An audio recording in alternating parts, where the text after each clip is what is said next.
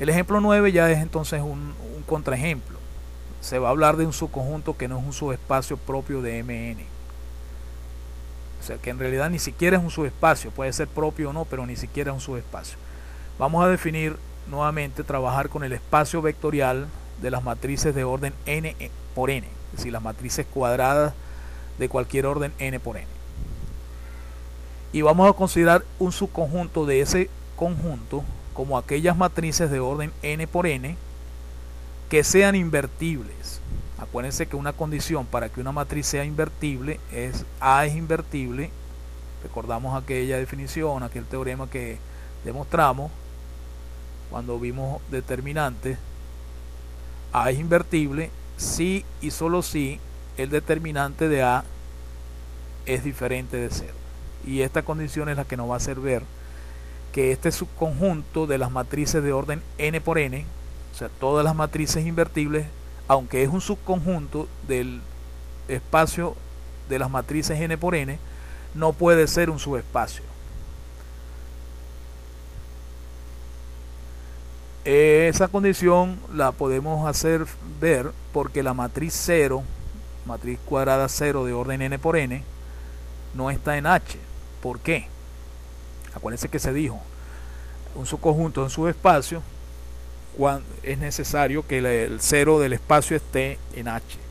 Y dijimos, cuando el 0 no está en H, entonces es imposible que H sea un subespacio. Entonces, consideremos la matriz 0 de orden n por n, que sabemos que es una matriz de n filas y n columnas, todas donde todos sus elementos son 0. Pero esto no está en el conjunto H que se está definiendo, porque para que esté en H tiene que ser una matriz invertible. Y el determinante de la matriz nula es 0, es decir, no es diferente de 0. Por lo tanto, la matriz nula no es invertible. Así que el 0 del espacio vectorial no está en el subconjunto y por consiguiente, ya por la discusión anterior que habíamos tenido, no puede ser H un subespacio vectorial del espacio de las matrices n por n. Entonces, allí hay un contraejemplo de un subconjunto que no es subespacio vectorial del espacio dado. Bien, continuemos. El teorema 2 nos establece lo siguiente. Vamos a hacer también aquí un pequeño gráfico que nos pueda ilustrar. Consideremos dos subespacios vectoriales de un espacio vectorial B. Es decir, la hipótesis que tenemos es que tenemos un espacio vectorial B y dos subconjuntos de él, vamos a llamarlo H1 y H2, que son subespacios, no hay que probarlo, son subespacios del espacio vectorial B. H1 es un subespacio de B y H2 es un subespacio de B. Lo que quiere establecer el teorema es que la intersección, el conjunto que se obtiene al intersectar los dos subespacios, que vamos a llamar obviamente H1 intersectado con H2, es un subespacio vectorial también de B. O sea, la intersección de dos subespacios es un subespacio vectorial de B. Y esta demostración la vamos a hacer por el método clásico de probar las dos cerraduras. Es decir, voy a considerar dos elementos, vamos a considerar dos elementos cualesquiera que están en la intersección. Y probaremos entonces que la suma de ellos dos también tiene que estar en la intersección. Entonces vamos a probar la cerradura para la suma. Consideremos, bueno, para empezar, digamos que la intersección no puede ser vacía, es decir, siempre por lo menos hay un solo elemento, porque como H1 contiene el 0 del espacio vectorial, porque es un subespacio, y H2 también contiene el 0 del espacio vectorial, al menos el elemento 0 pertenece a la intersección. Entonces, la intersección es no vacía.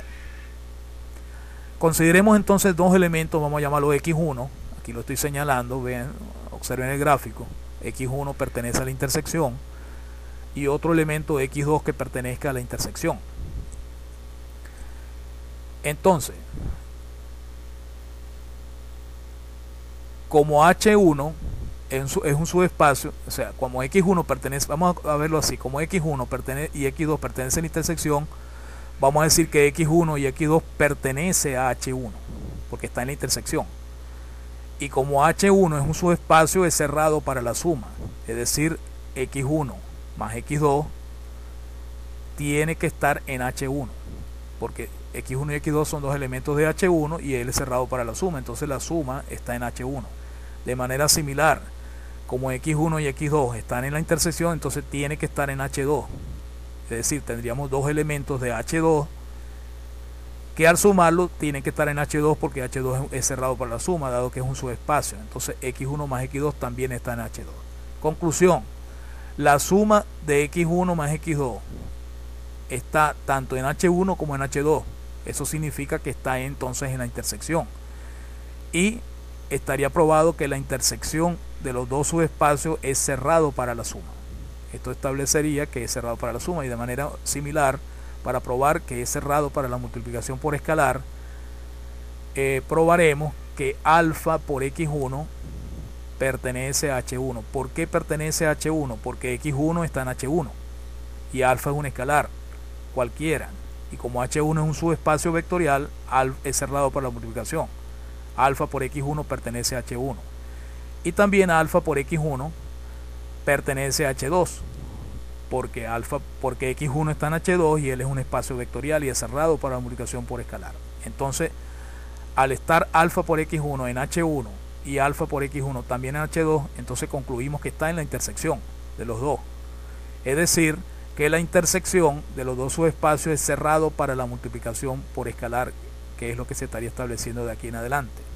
Entonces, al probar las dos cerraduras, estaría probado que se cumplen los dos axiomas de cerradura, es decir, que H1 y H2 es un subespacio vectorial del espacio B.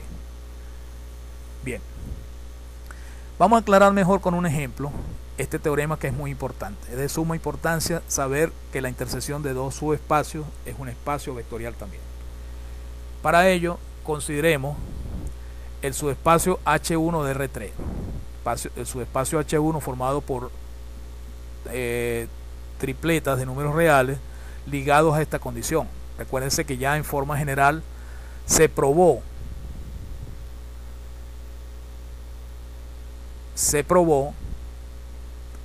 que ligados a una condición similar con valores A, B y C conocidos igualados a 0, cualquier subconjunto de R3 es un subespacio de R3.